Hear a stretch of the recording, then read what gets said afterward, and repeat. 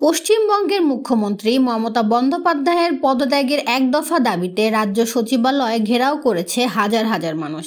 কলকাতার আর.জি. কর হাসপাতালে চিকিৎসক ধর্ষণ ও হত্যার বিচারের দাবিতে এ কর্মসূচি ডাক দেয় শিক্ষার্থীদের অরাজনৈতিক সংগঠন পশ্চিমবঙ্গ ছাত্র সমাজ।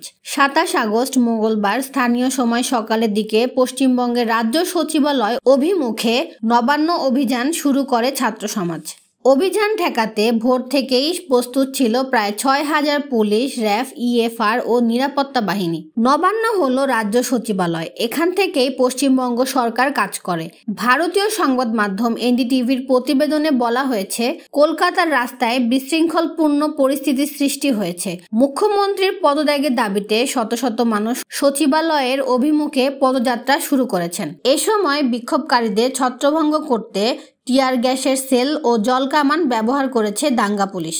এরপর আইন শৃঙ্খলা বাহিনীকে লক্ষ্য করে পাল্টা ইট পাথর নিক্ষেপ করতে শুরু করেন বিক্ষোভকারীরা।